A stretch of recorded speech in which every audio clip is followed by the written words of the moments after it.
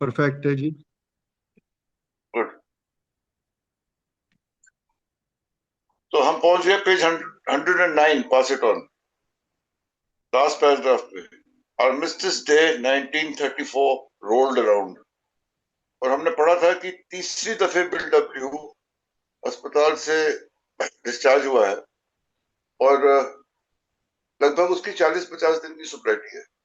थोड़ी सी चीजें बेहतर हो रही है उसकी लाइफ में, और आर्मिस्टिस डे आ गया है, और अब वो इस पड़ाव पे है कि उसका एक रिलैप्स होने वाला है 1 महीने का। And this is that 1 month relapse that save the world, saved all of us at least for sure. 1 month relapse, last relapse. और उसने बताया ये शराब के साथ उसका महाजन था ये 1 महीने का। इसके बाद उसको स्थायी रूप से सोब्राइटी प्राप्त हुई बिल्डअप। और ये 1934 11 नवंबर आर्मिस्टिस डे आता है। 1934 में हमें एक बात याद रखनी है कि 1934 आते आते अमेरिका से प्रोहिबिशन उठ चुका था। Prohibition in the US was from 1920 to 1933। So in 1934, liquor had once again opened up in the US. And Armistice Day, armistice एक लैटिन वर्ड है जिसका दो भाग हैं, आर्म्स यानी कि हथियार, और इस्टिस। इस्टिस का मतलब होता है त्याग देना, छोड़ देना, उनको हटा देना। तो आर्मिस्टिस डे का मतलब होता है हथियार त्यागने वाला दिवस, 1934 में। और ये 1918 में आर्मिस्टिस ट्रीटी साइन हुई थी फ्रांस के जंगलों में, एक रेलगाड़ी में, जहां पे फ्रांस के और जर्मनी के सेना के मुखिया इकट्ठे हुए थे, और उन्होंने ये ट्रीटी साइन करी थी, जिसमें एक तरह से जर्मनी ने, यानी कि जो एक्सिस पावर्स थी, नाजी फोर्सेस थी, उन्होंने अलाइड फोर्सेस के सामने आत्मसमर्पण किया था। तो फ्रांस, इंग्लैंड, यूएसए के लिए ये एक विजयदशमी जैसा त्योहार था, एक जीत का दिन, एक विजय का उपलक्ष्य, जिसको आज तक मनाया जाता है बड़े चाव के साथ। 11 नवंबर आर्मिस्टिस डे, और इसको आर्मिस्टिस डे बोलते थे। लेकिन 1954 आते आते इसको वेटरन्स डे बोलना भी शुरू कर दिया, कि सिर्फ पहले विश्व युद्ध में जो नायक थे और जिन लोगों ने, जो शहीद हुए थे, जिन्होंने बलिदान दिया था विजय के लिए, सिर्फ उनके उपलक्ष्य में नहीं, आगे जाके वो जितने भी युद्ध हुए हैं यूएसए के, और जितने भी लोग शहीद हुए हैं, उनकी यादगार में ये दिवस मनाया जाता है, और अब उसको वेटरन्स डे बोला जाता है। बहरहाल 1934 Armistice Day rolled on, and Lewis had to go to the Brooklyn department store where she worked. Armistice day जो होता है वो होता है छुट्टी का दिन, जैसे हमारा स्वतंत्रता दिवस होता है, वो एक नेशनल हॉलीडे होती है यूएस में। लेकिन मार्केट बाजार खुले रहते हैं, तो उस दिन लुइस को तो अपने ब्रुकलिन डिपार्टमेंट स्टोर में, जहां वो काम कर रही थी उस समय, वहां पे उसको अपने काम पे जाना था। Wall street was close down, या वॉल स्ट्रीट जहां पे बिल डब्ल्यू ने दोबारा से थोड़ा बहुत जाना शुरू किया था, वॉल स्ट्रीट बंद था। अब बिल के साथ ये प्रॉब्लम थी कि वो करे क्या दिन भर। I began to wonder what I would do. I thought of golf. Bill को गोल्फ का तो शौक था, और अपने शराबीपन की वजह से वो उसको कंटिन्यूसली लगातार खेल नहीं पा रहा था गोल्फ। लेकिन बीच बीच में जब मौका मिलता था तो उसको गोल्फ खेलने का ख्याल आता था, शौक था उसको। उसने सोचा था मैं गोल्फ खेलना चाहता हूँ, छुट्टी का दिन है। I hadn't played in a long time, काफी लंबे अरसे से वो नहीं खेला। The family purse was slender, यानी कि घर में पैसे जो थे वो कम थे। स्लेंडर का मतलब होता है दुबला पतला, मतलब जो माली हालत थी घर की, वो बहुत पतली थी। ऐसे में, और गोल्फ जो है हम सब जानते हैं बड़ा महंगा खेल है, अब वो खेले तो कैसे खेले। So I suggested to Louis that I might go over to Staten Island where there was a public course. Golf courses होते हैं वो दो प्रकार के होते हैं, प्राइवेट कोर्स होते हैं, पब्लिक कोर्स। अगर मैं दिल्ली एनसीआर की बात करूं, तो दिल्ली गोल्फ क्लब, डीएलएफ का गोल्फ क्लब, आईटीसी क्लासिक का गोल्फ क्लब, नोएडा में जेपी ग्रीन्स, ये सब प्राइवेट गोल्फ कोर्सेज। आज की डेट में यहाँ पे अगर किसी को बाहर से आके गोल्फ खेलना हो जो मेंबर ना हो, तो लगभग 8 से 10 हजार रुपए लगते हैं एक राउंड गोल्फ खेलने। उसकी तुलना में कुछ पब्लिक गोल्फ कोर्सेज भी हैं, जैसे साकेत के पास लाडू सराय में कुतुब गोल्फ कोर्स है। वो एक पब्लिक गोल्फ कोर्स है, सरकारी जमीन पे है और सरकार उस कोर्स को चलाती है। उसके अलावा द्वारका में भी एक पब्लिक गोल्फ कोर्स बना है हाल फिलहाल। ये पब्लिक गोल्फ कोर्सेज जो है, इसमें काम थोड़ा सस्ते में हो जाता है। 2 से 3 हजार रुपए में आप एक राउंड गोल्फ में खेल सकते हो इन कोर्सेज में जाके। इतनी फैसिलिटीज नहीं होते हैं, इतने बढ़िया कोर्सेज नहीं होते हैं, लेकिन फिर भी गोल्फ खेलने लायक ठीक है। अब क्योंकि घर की माली हालत पतली थी, तो बिल ने फैसला किया कि एक प्राइवेट गोल्फ कोर्स में गोल्फ खेलने के लिए जितने पैसे चाहिए उतने तो उसके पास उपलब्ध थे नहीं, तो पब्लिक गोल्फ कोर्स में ही गोल्फ खेलने। और स्टैटन आइलैंड जो न्यूयॉर्क से थोड़ा सा दूर था, एक छोटा सा द्वीप, जहाँ पे समुद्र द्वारा जाया जाता था, फेरी से क्रॉस करके पहुंचा जाता था वहां पे, उधर उसने गोल्फ खेलने का फैसला किया। वहां जाके मैं गोल्फ खेलूंगा, वहां पे जो गेम है वो सस्ते में हो जाएगी पब्लिक गोल्फ कोर्स है, इसलिए। She couldn't quite conceal her apprehension, but managed to say cheerfully, "Oh, please do." अब थोड़ा सा शक शुबा शंका था लुइस को यहाँ पे कि ये अकेले जाएगा इतनी दूर गोल्फ खेलने के लिए। और गोल्फ में क्या है कि बिल डब्ल्यू ने खुद अपनी स्टोरी में लिखा है, बिग बुक में, आपको वो सेंटेंस याद होगा, गोल्फ परमिटेड ड्रिंकिंग। यानी कि गोल्फ कोर्स और गोल्फ क्लब के एनवायरमेंट में वहां का जो माहौल है, वो शराबी के लिए, शराब पीने के लिए बहुत आसान सा वहां पे एक वातावरण बन जाता है। हर गोल्फ क्लब में 2-3 बार भी होती हैं। गोल्फ एक ऐसा खेल है जो आप खेलते हुए भी अगर पी रहे हैं तो उसमें कोई किसी को ना पता चलना है, ना उसमें कोई दुविधा आनी है। आराम से किया जा सकता है, मैंने बहुत किया है, इसलिए मुझे पता है। तो गोल्फ परमिटेड ड्रिंकिंग, तो इसलिए लुइस को यहाँ पे थोड़ा सी हिचक थी, थोड़ा सा शको शुबा था। ये गोल्फ खेलने जा रहा है, हो सकता है कि वहां पे ये कहीं पी न ले, उसको ये डर था, लुइस को एप्रिहेंशन। लेकिन फिर भी उसने बोला, अब शराबी को कहां तक रोक सकते हो? तो ठीक है, बहुत अच्छी बात है, गोल्फ खेलना जान सकते हैं आप जाइए, that would be wonderful. I soon crossed from the ferry and found myself seated on the bus beside a man with a flying target rifle. फेरी से उसने समुद्र के वो हिस्सा क्रॉस किया, द्वीप पे पहुंचा और उसने बस में बैठा, तो उसके साथ में एक उसका एक जो को पैसेंजर था, वो एक राइफल लेके बैठा हुआ था। बिल डब्ल्यू को हथियारों का शौक तो था, विश्व युद्ध भी लड़ा हुआ उसने। उसके अलावा बचपने से उसके नाना ने उसको हथियारों से उसको उसकी पहचान कराई थी, छोटी सी उम्र से। तो उसको याद है उन हथियारों के बारे में, उसको न केवल दिलचस्पी थी बल्कि जानकारी भी थी। That Bobcat moments of the Remington rifle single shot piece my grandfather had given me when I was 11 years old. देखो कितनी छोटी उम्र में, 11 साल की उम्र में उसको एक रेमिंगटन की single shot rifle, single shot मतलब जिसमें एक ही गोली निकलती है एक बार में, उसके बाद उसको रीलोड करना पड़ता है। तो वो जो रेमिंगटन राइफल उसके नाना ने उसको दी थी, तो वो केवल 11 साल का था, उसकी याद आई उसको। And we started talking about shooting. Shooting के बारे में उन्होंने आपस में दोनों ने बातें करनी शुरू की। Suddenly, a bus behind us collided with the one we were in. There wasn't any great shock, neither too much damage. और चलते चलते क्या हुआ कि पीछे से एक बस आई, और जिस बस में ये दोनों सवार थे, उस बस को उसने पीछे से टक्कर मारी। ज्यादा नुकसान नहीं हुआ, ज्यादा किसी को चोट नहीं लगी, लेकिन वो बस जो थी वो रुक गई। My friend and I alighted on the pavement, उतरे और पैदल पथ पे, to wait for the next one to come along. और वो बस शायद आगे जाने के लिए सक्षम नहीं थी, तो उसने दूसरी बस का वो लोग वहां पे इंतजार कर रहे थे।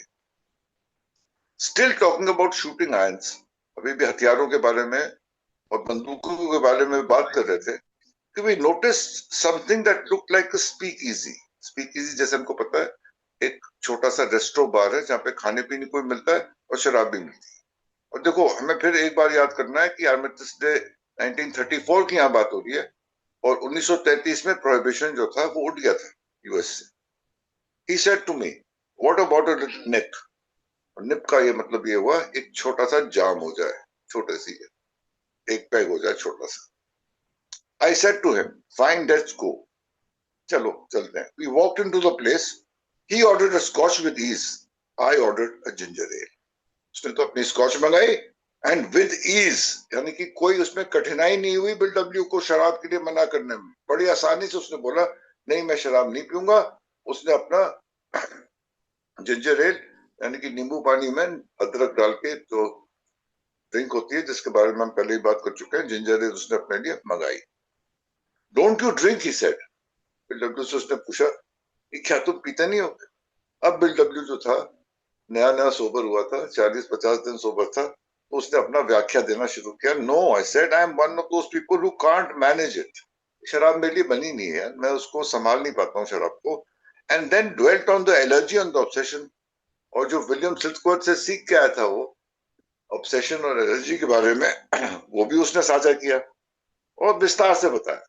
I told him about all the terrible time I had had with liquor and how I was through with it forever. अपनी लाइफ स्टोरी तक सुना दी और ये बताया कि शराब के साथ उसके कैसा उसकी जीवन में तबाही आई है, कैसे उसका पतन हुआ है और अब वो शराब पीने के लिए बिल्कुल भी सक्षम नहीं है, बिल्कुल पीना नहीं चाहता है और उसके साथ खत्म, शराब के साथ उसका कोई वास्ता नहीं. Very carefully I explained the whole illness to him. किसका जरूरत क्या थी, पूरा उसको बड़े आराम से विस्तार में बता रहा उसको शराबीपन की बीमारी के बारे में. वो ये इस बात में उसको अपने लिए बता रहा है, ना कि उसको जानकारी के लिए. वो इंटरेस्टेड थोड़ी है यार, तूने पीनी है तो पी, वो तो पी रहा था. लेकिन उसने फिर भी, एक शराबी की प्रवृत्ति होती है जिसके बारे में हमने पहले भी बात करी थी, पूरे विस्तार से उसको बीमारी के बारे में बता रहा है. असल में वो अपने आप को समझाने की कोशिश कर रहा है कि वो नहीं पी सकता और क्यों नहीं पी सकता है. Soon, seated in another bus, we were presently deposited in front of a country inn quite well down the island. I was to go to the golf course nearby and he was to take another bus to the rifle range. वो जब द्वीप पे पहुंचे Staten island के तो एक बस में चढ़ के उसने आगे जाना था. राइफल रेंज जो थी जहाँ पे उसने राइफल चलानी थी वो थोड़ी दूर पे थी, तो एक और बस पकड़नी थी. और बिल डब्ल्यू साहब जो थे वो अपने गोल्फ कोर्स पे पहुंच गए थे. उसका गोल्फ कोर्स जो था उसके साथ में ही था. But it was Noon time, 12 बज गए थे दोपहर के. सो ही सेड, उसके दोस्तों को, let's go in to have a sandwich. Besides I'd like to have a drink. चलो कुछ खा लेते हैं, और मैंने तो एक ही पी थी वहां पे, मेरे को तो एक और पीनी है. अब वो he was having a holiday छुट्टी का दिन था और वो अपना ड्रिंक एंजॉय कर रहा था. वो अल्कोहलिक थोड़ी था. उसने कहा था एक पी है, चलो एक और पी लेते हैं. We sat at the bar this time. बार पे बैठे वो लोग. As I have said, it was Armistice Day. Armistice Day था, खुशी का माहौल था, जश्न का समय. The place was filling up and so were the customers. जगह भर रही थी, लोग आ रहे थे और ग्राहक जो थे उनका जो आगमन था शुरू हो गया था. The familiar buzz which rises from drinking crowds filled the room. जहाँ पे पीने वाले आते हैं और एकत्रित होते हैं एक अहाते में या एक बार में, तो वहां पे एक अपने ही तरीके की आवाज आती है, एक तरीके का एक हल्का सा शोर मचता है. तो वो आवाजें आनी शुरू की थी, वो शोर मचना शुरू हो गया था, यानी कि पीने वालों की भीड़ जो थी वो वहां पे एकत्रित हो रही थी. The familiar buzz which rises from drinking crowds filled the room. My friends and I continued our talk, still on the subject of shooting. अभी भी शूटिंग के बारे में बात कर रहे हैं, क्योंकि देखो उन दोनों को कॉमन ग्राउंड ये मिला. वो बंदा गोल्फ तो खेलता नहीं था, गोल्फ के बारे में बात करें तो उनको जो कॉमन चीज मिली वो थी शूटिंग. तो दोनों शूटिंग के बारे में, हथियारों के बारे में वहां पे अपनी गपशप कर रहे थे, वार्तालाप चल रही थी उनकी. Sandwiches and ginger L for me, sandwiches and another drink for him. एक और सैंडविच मंगाया गया, बिल डब्ल्यू ने अपना जिंजर एल मंगाया एक और ये पी रहा था, इसने अपने लिए एक स्कॉच और मंगाई.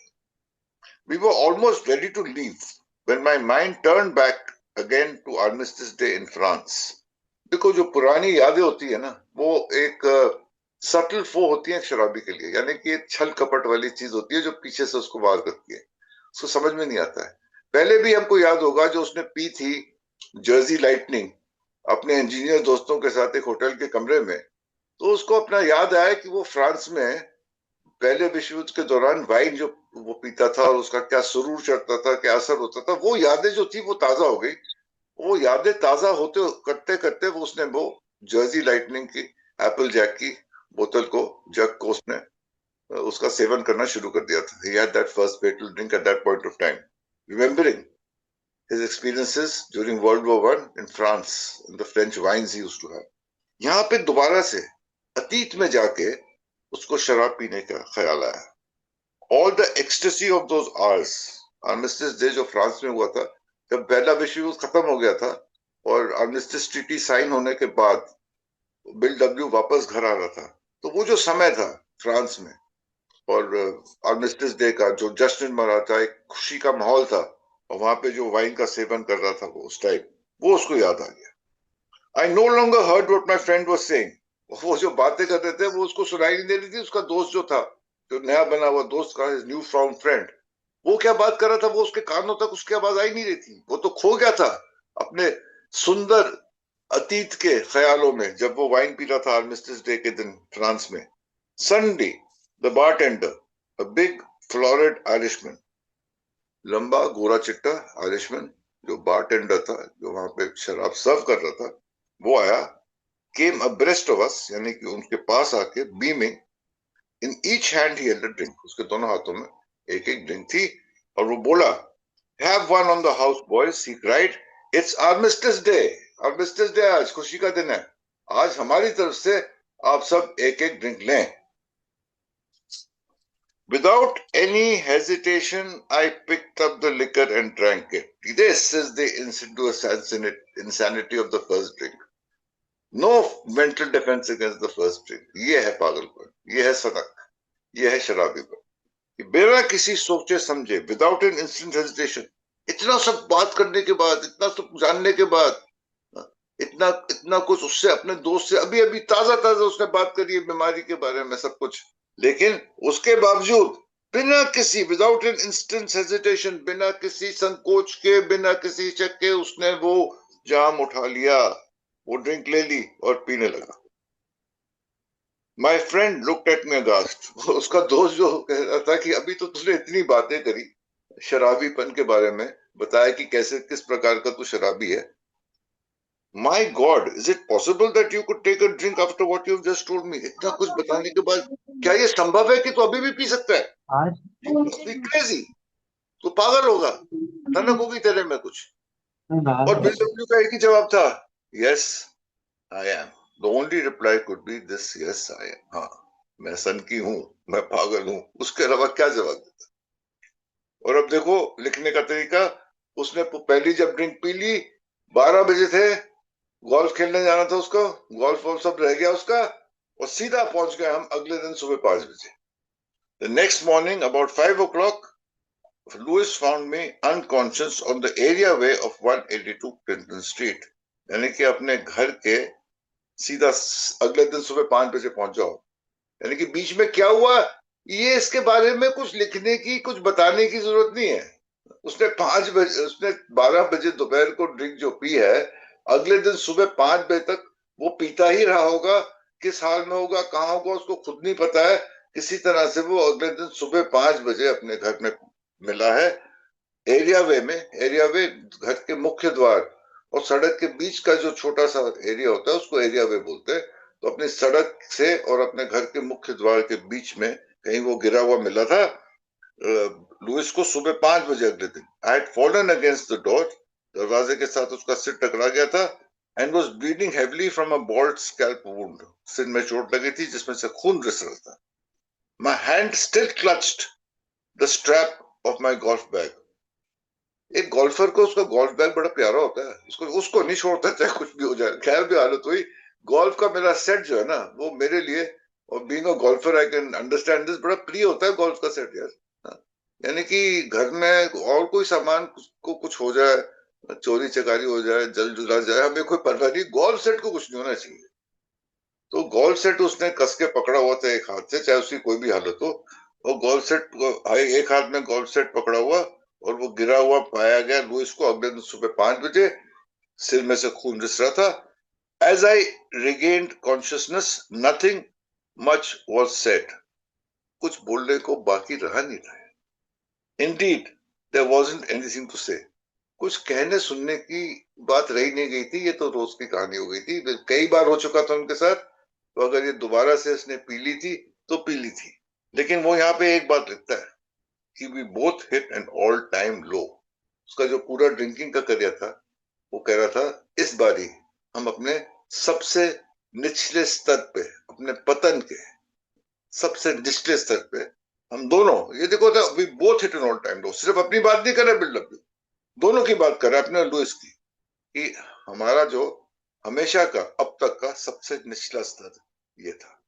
So I think we'll stop our reading over here. We finished the Armistice Day, और ये वो तो रिलैप्स था, final 1 month relapse that saved the world।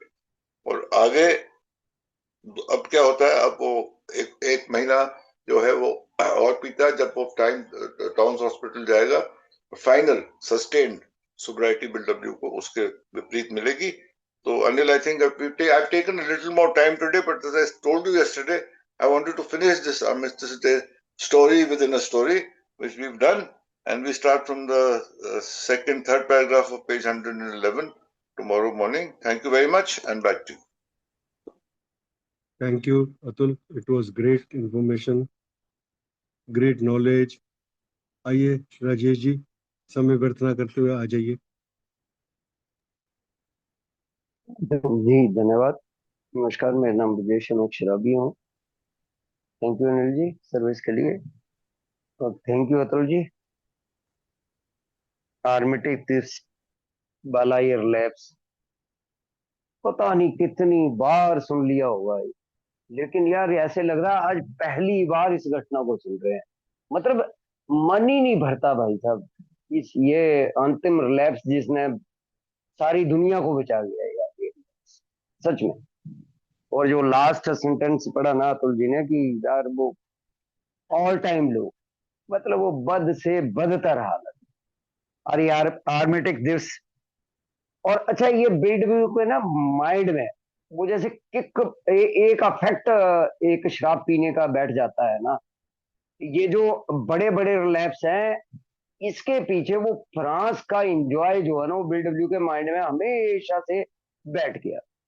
अब आर्मेटिक दिवस का जैसे वो लुई जो ब्रुकलिन डिपार्टमेंट स्टोर में काम लग पड़ी करने भाई साहब, और बॉल स्ट्रीट का जो है वो बंद है।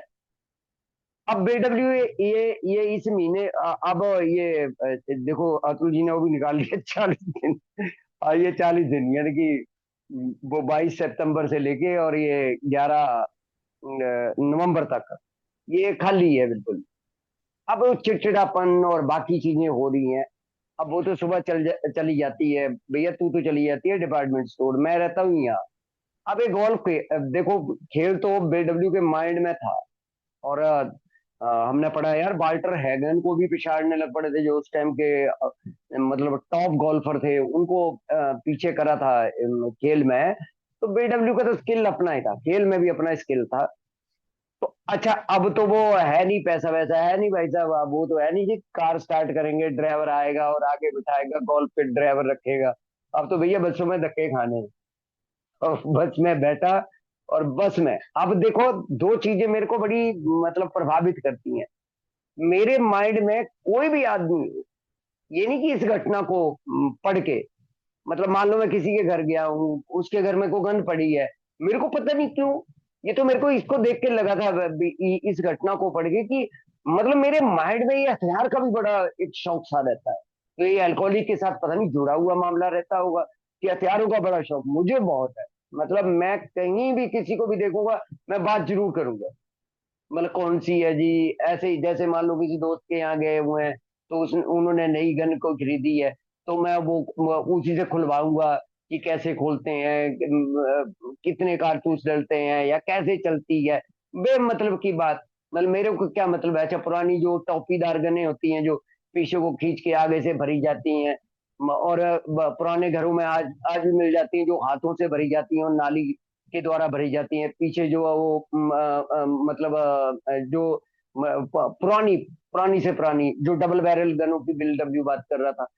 तो ये पता नहीं क्या चीज है, वो जैसे उससे बात लग पड़ा करने भाई साहब, जैसे को पैसेंजर बैठा और बात नहीं चल पड़ी, और बिल डब्ल्यू ने सीधे अपने नाना की, हमने पढ़ा है ना जी पीछे, तो नाना ऊपर को वो कोला फेंकते थे और बिल डब्ल्यू 3 में से 2 टारगेट को हिट करता था भाई साहब।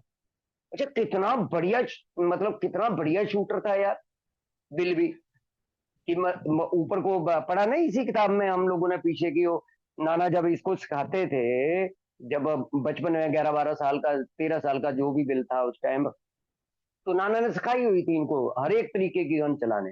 अब वो बात लग पड़ी होने भाई साहब, अब दिलचस्पी लग पड़े लेने, और इतने में हल्का सा वो जो है वो एक्सीडेंट हो गया बस का। अब एक्सीडेंट होना और दूसरी बस के लिए जो टाइम बचना, और इतने में वो जेंटलमैन ने बोला आजा यार एक आधा लगा लेते हैं। और जैसे ही उसने वो ऑफर करा, मतलब वो बारनुमा या ढाबा नुमा जो जगह पे ये दोनों बैठे, पहली पहली उसमें, तो बिल्डर ने तो पूरी लाइफ स्टोरी, डिजीज और रिकवरी सुना दी भाई साहब। अरे अरे, अरे, मैं नहीं हैंडल कर सकता भाई साहब। अच्छा वो आदमी भी बड़ा प्रभावित सा हो रहा है, वो भी पहली बार ही सुन रहा है।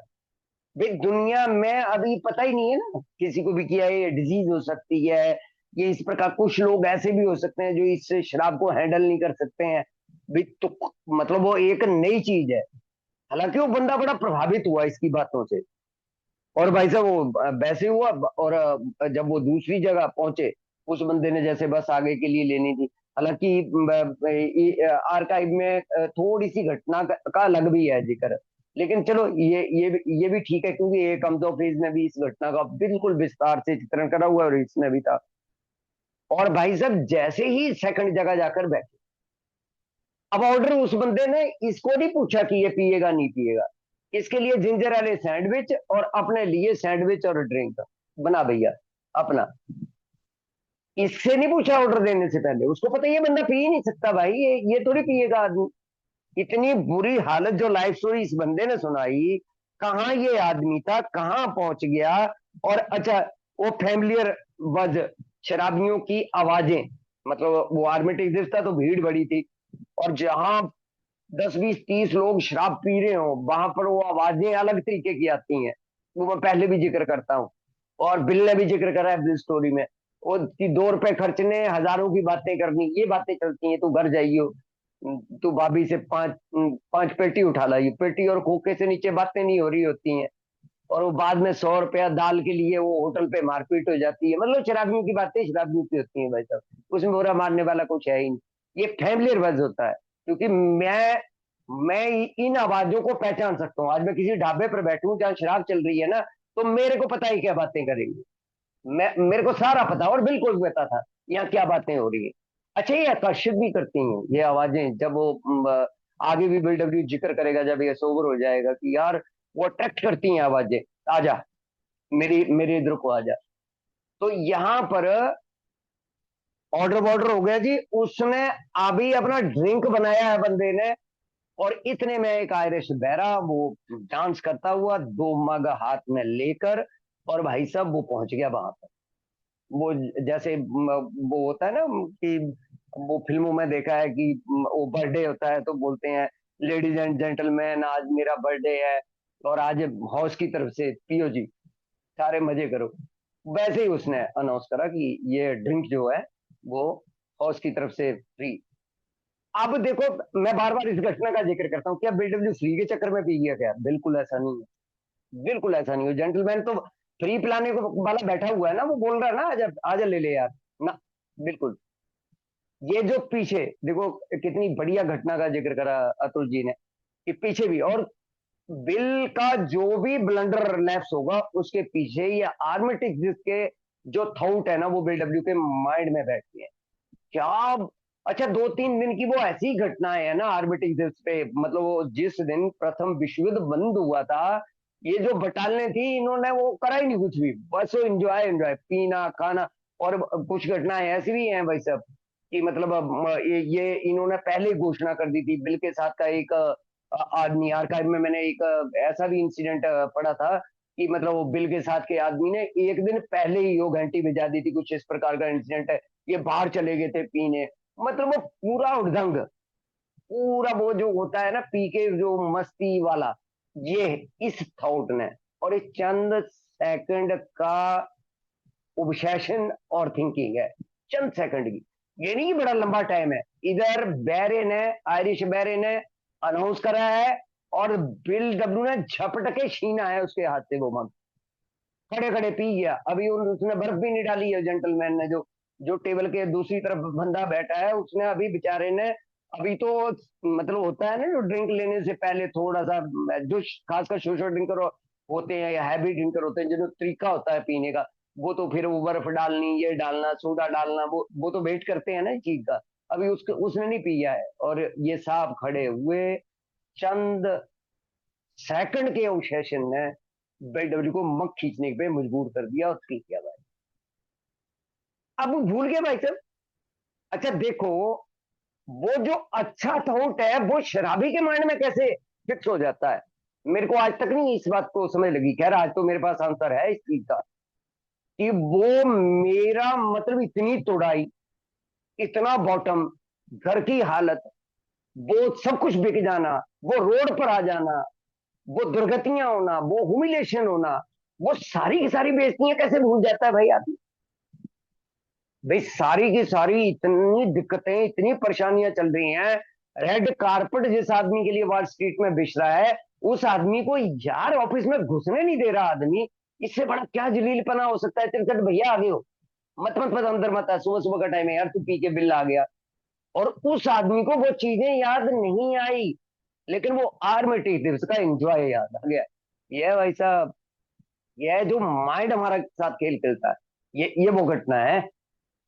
और वो अतुल जी बार बार जिक्र करते हैं ना कि इसने दुनिया को बचा दिया, वाकई बचा दिया। क्योंकि ये घटना मेरे को दिखाती है कि मेरे को कैसे, मैं कैसे भूल गया भाई साहब, मैंने ड्रिंक कैसे उठा लिया इतनी दुर्गति के बाद, मैंने कैसे, मेरा कैसे हाथ नहीं कांपे मेरे, कोई दिल नहीं करा। आगे बिल जिक्र करेगा, जब पहला घूंट उठाने से पहले बिल डब्ल्यू को थॉट आएगा कि किसी को कॉल कर ले, तो बिल ने लिखा है कि इसका मतलब मेरी सैनिटी रिस्टोर होगी, मेरी सद्बुद्धि का पुनर्स्थापन कब होगा, जब पीने से पहले मैं बचने की कोशिश करूंगा, वहां पर पता चलेगा कि मेरी सद्बुद्धि का पुनर्स्थापन हो गया। और कोई चीज नहीं मेरे को ये करेगी, क्योंकि मेरा अल्कोहलिक माइंड में शिफ्ट हुआ, उसमें सैनिटी रिस्टोर हो गई है। वो नहीं, अब मेरे को घूंट उठाने से पहले मेरे हाथ कांप रहे हैं, मुझे घबराहट हो रही है, मैं बचने की कोशिश कर रहा हूँ, इसका मतलब मेरी सद्बुद्धि का पुनर्स्थापन होता है। अब वो बिल्कुल सही बात है कि वो कुछ भी टाइम हो, 12 1 बजे जब भी पिए बिल ने, अगले दिन 5:30 बजे तक कोई आता नहीं, कोई पता नहीं, और बिल को कुछ याद नहीं, बिल कहाँ रहा, कैसे घर पहुंचा। वो बाहर ब्रुकलिन 182 क्लिंटन स्ट्रीट से बाहर की वो जाली है, उसमें लग के पता नहीं कहाँ फटा है, सिर भी, सिर फटा हुआ है, खून निकल रहा है, कपड़े सने पड़े हैं, बाकी चीजें वो कुछ नहीं है, जूते जाते, लेकिन वो गोल्फ किट हाथ में है। मेरे को पता नहीं क्यों इतनी भारी आइडेंटिफिकेशन मिलती है कि अगर मैंने 2 किलो आलू ले लिए तो आलू घर पहुंचे, मेरे कपड़े जूते पैसे गिर गए हैं, आलू पकड़ रखे हैं, मतलब वो माइंड में फिक्स हो गई है एक चीज। अच्छा वो गोल्फ किट हाथ में है भाई साहब, बंदा पूरा सूरा नहीं पहुंचा है, फटा हाल में पहुंचा है घर पे। 5 बजे सुबह पुलिस ने उठाया, अनकॉन्शियस हालत में बाहर पड़ा हुआ था, उठा के खींच के अंदर लेके गई। तो ये जो घटना है ना, ये झकझोरने वाली घटना है, और एबीडब्ल्यू का अंतिम रिलैप्स है। अब इसके बाद जो भी ये पिएगा, अब जो भी ये 11 नवंबर से लेकर 11 दिसंबर, पूरा 1 महीना है, 30 दिन है। तो इसके दौरान जो होना है वो होना है, लेकिन ये अंतिम रिलैप्स है जिसने सच में पूरी दुनिया को बचा दिया। धन्यवाद।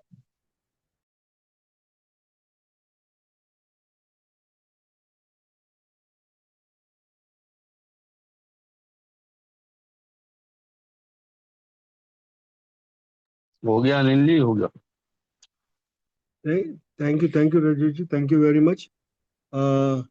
आगे की प्रक्रिया शुरू करने से पहले एंड में